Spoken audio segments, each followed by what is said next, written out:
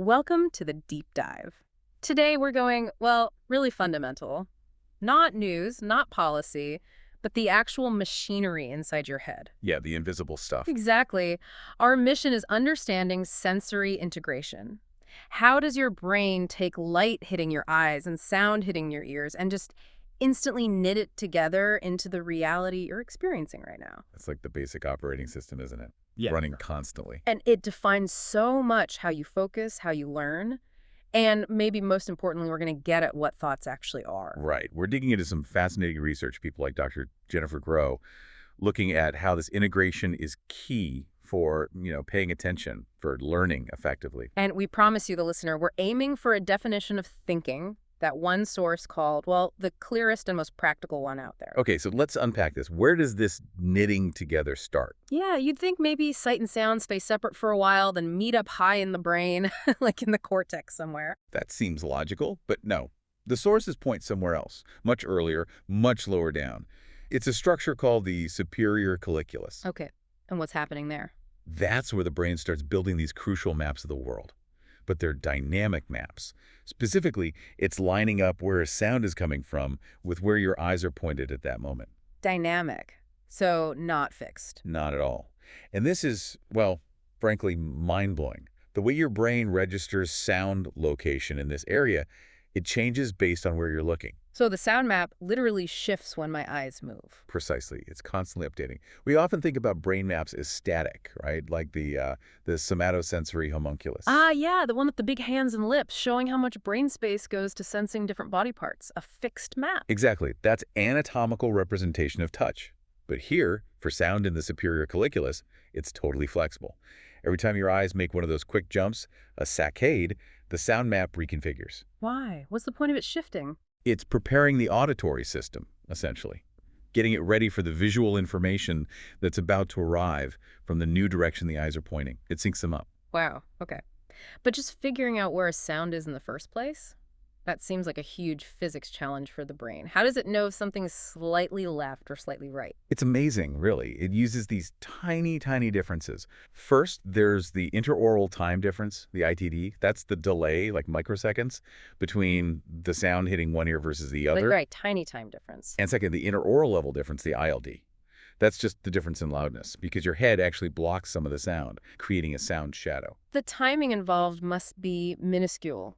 It really is. It demands incredible neural precision. We're talking a maximum delay of maybe half a millisecond.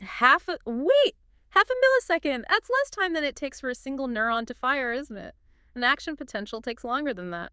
Exactly. That's what makes it so remarkable. It means the brain can't be using a standard neuron A fires, then neuron B fires sequence. So how?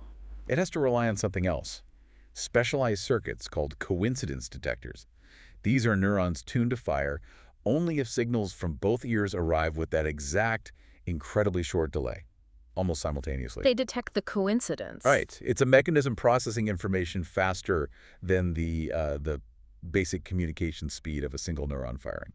It's pretty wild. That really changes how you think about neural computation. And it's not just timing and loudness. Our ears themselves, the shape that matters too. Oh, definitely. The folds of your outer ear, the pinnae, they act like acoustic filters. They change the frequencies of the sound in a way that depends on the sound's direction, especially up, down, or front, back. Ah, so that helps resolve ambiguities left by the time and level differences. Precisely. It adds another layer of localization data. And crucially, this isn't hardwired from birth. You learn this filtering effect. As your head grows, as your ears change shape slightly, your brain is constantly recalibrating this whole system. Okay, so the brain does all this incredibly precise calculation based on physics. Yeah, measuring half milliseconds. But then it seems perfectly happy to just throw that data out the window sometimes. Well, yes, if there's a conflict. Yeah. Especially when vision gets involved. Vision often wins. This is the ventriloquist effect, right? Exactly. We all experience it. You're watching a movie, the speakers are way off to the side, maybe on the wall. But the sound feels like it's coming right from the actor's mouth on the screen or on a video call, from the tiny image of the person. Your brain overrides the raw acoustic data. It says, look, the visual cue, the moving lips, the source I can see is here. That makes more sense. So it assigns the sound to the visual source. But why? If it's got those amazing coincidence detectors and timing measurements, Right. why is it so easily, well, fooled? I wouldn't call it fooled. I'd say it's making the best guess in a messy world. Think about sound in a real room. It's not just coming straight from the source to your ears. Ah, right. It bounces. It bounces off everything. Mm. Walls, the table, the ceiling. Sound is bendy, it goes around corners. You get all these reflections, reverberations. It's echoes. Echoes, exactly. Yeah. And these echoes arrive at your ears much, much later than the original sound. We're talking delays of tens, even hundreds of milliseconds. Way bigger than that half-millisecond difference we use for left-right localization. And yet, I don't hear a dozen echoes of your voice right now. I just hear you. One sound. Your brain performs another integration miracle. It takes all those delayed signals, the reflections, and somehow figures out they all belong to the same sound event. It fuses them into a single perception. So it's filtering out the room noise in a way while still using the microtiming for direction. It's doing both, incredibly, integrating the reflections for coherence while preserving the tiny timing differences for location. Okay, so if reflections are everywhere, how does the brain figure out distance? True 3D sound depth. Part of it is loudness, of course. If you know how loud something should be, like thunder is intrinsically loud, then how faint it sounds tells you something about distance. Makes sense. But here's another surprising thing. The brain also uses the pattern of those reflections, those delays. The specific timing and strength of echoes bouncing off the walls actually gives the brain clues about the size and shape of the space you're in. So it uses the echoes to measure the room and figure out distance based on that geometry. Kinda, yeah. It's like using the room's acoustic signature as a sort of measuring stick to calculate depth. Pretty clever. All right, so we've got this picture of the brain constantly merging external sights and sounds, dealing with physics, creating a stable map of the outside world. A really active, constructive process. Now, what happens when the brain uses that same machinery? Not for external stuff, but to generate internal experiences, which I guess is what thinking is. Exactly. This brings us to the simulation theory of thought. It's maybe the core idea we wanted to get to. Okay, lay it on us. The theory is simply this. Thinking is the brain running simulations. It uses the very same sensory and motor systems that process the outside world, but runs them offline internally. So when I think, I'm basically running little bits of sensory code. That's the idea. It provides that clear definition we were after. Thinking isn't some abstract computation happening on a separate processor. It's embodied. It's simulation using your existing sensory hardware. Okay, give me an example. Let's say I think about, I don't know, a cat. Right. Instantly, your brain likely triggers little simulations.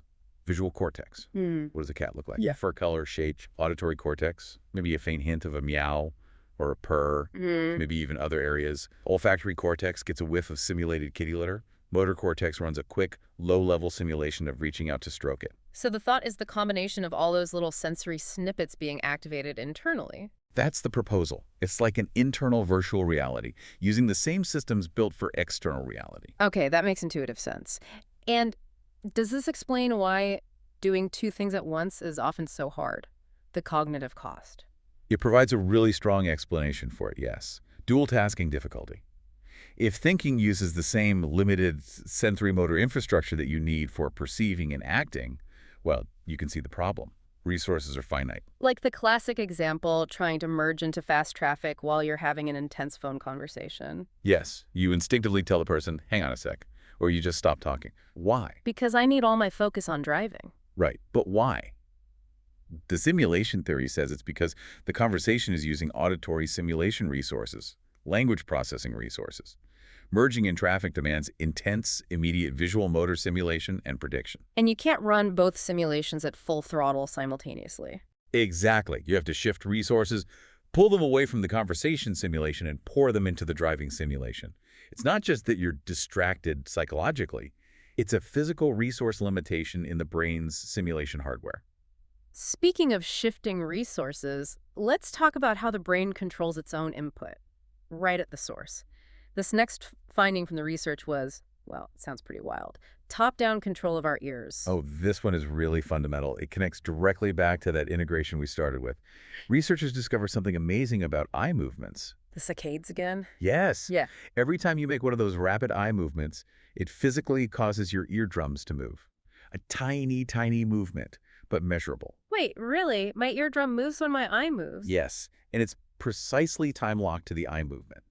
It's not random jiggling. How does it move? They move in opposite directions, like a tiny wave.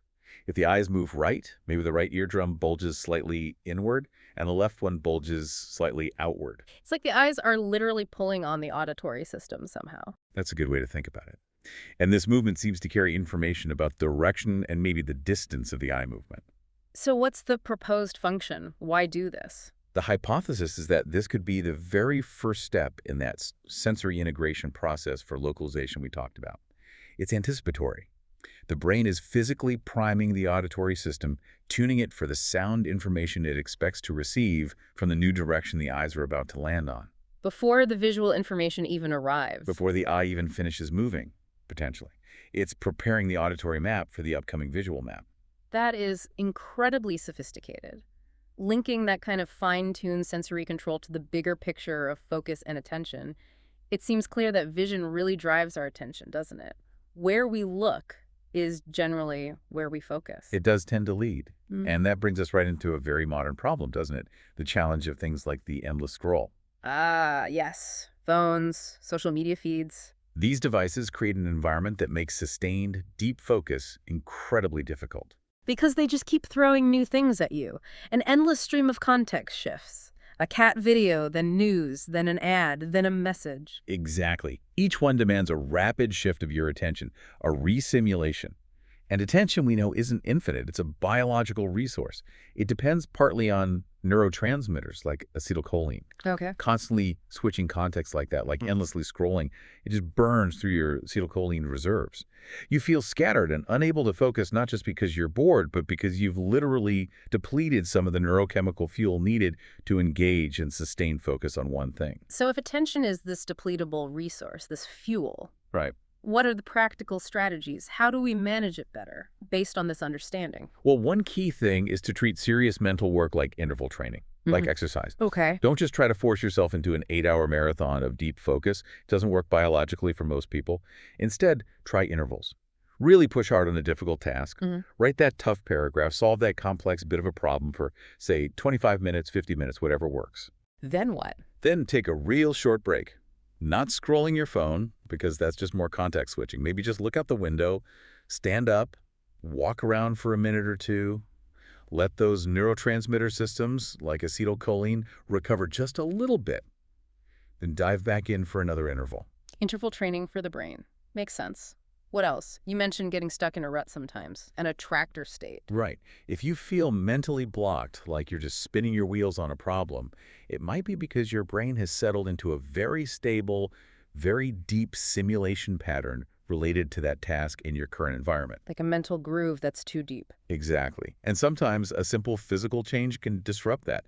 Get up and move to a different room, go to a different coffee shop, even just turning your chair around to face a different direction. Seriously.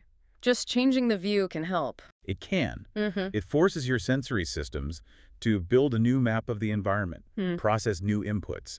This can be enough to jolt the brain out of that stuck simulation, break the attractor state, and let you approach the problem with slightly refreshed cognitive resources.